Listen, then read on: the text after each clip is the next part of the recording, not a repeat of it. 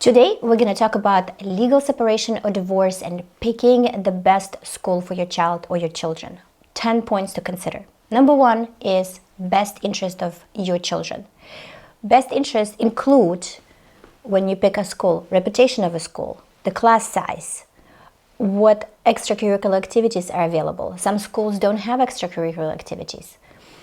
And best interest of the children could be a vague term, but the court is always focusing what is the best for the child. Number 2, stability. The court is not going to change schools based on parents moving to a less expensive apartment or a different city. The court will pick what for the child is a stable environment. Let's say if a child has been in the school for 4 years and it's continuing, then it's not going to be easy just to change because one parent moved. Number 3, proximity of both parents. If both parents are living 50 miles apart, it will affect the schedule. So then the parent who moved away would have weekends, for example, and the parent who lives closer to school will be the one who will have most of the school schedule. So when moving away, consider that once you move, you will become a weekend, basically, and holiday parent. Consider number 4, special needs of your child. Sometimes schools have available programs for children with ADHD, with all kinds of problems and requirements that are necessary to help them to overcome their challenges. Cost, number 5. Some schools are private, some schools are public.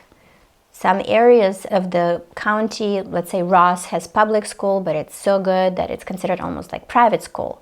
In some areas like Hillsborough in California, the area of, again, rich area where people have high class, have public schools, but they're considered like a private school. So what to consider? Is a parent required to pay for private school? No. If the parent wants the child to go to a private school, then that parent would need to pay unless you have an agreement of 50-50 split.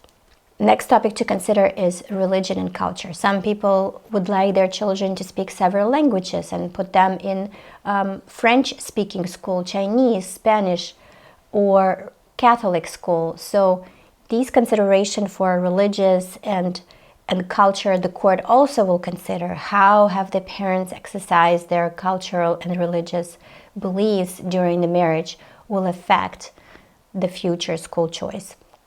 Communication. Of course, when you're going through divorce, it's important to communicate all of the points above about which school would be the best, the proximity. I'm going to repeat: proximity, stability, special needs, what's in the best interest of the child. And when you do make these agreements, especially when you're going through divorce or separation, make sure to have it all in writing. Because how many times people came to my office and didn't have it in writing, we agreed, shake hands, doesn't matter. So you gotta put it in writing and sign. Be open, of course, to reevaluation because child's needs are changing. Cultural assessment and religious beliefs also can change. Things change, so stay open. And most importantly, seek legal advice. For example, why is legal advice important? If you do end up agreeing for private school and you do end up agreeing to pay 50% of that, you might not consider that you're also on the hook for child support.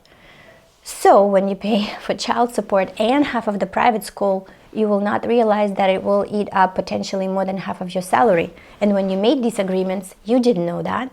So an attorney will shine light into topics that are blind topics. Or, for example, there are mandatory add-on expenses for the child. So let's say you pay for half of the private school, then you pay for child support, and then there is mandatory expense, which has 3 points that are mandatory to pay 50-50.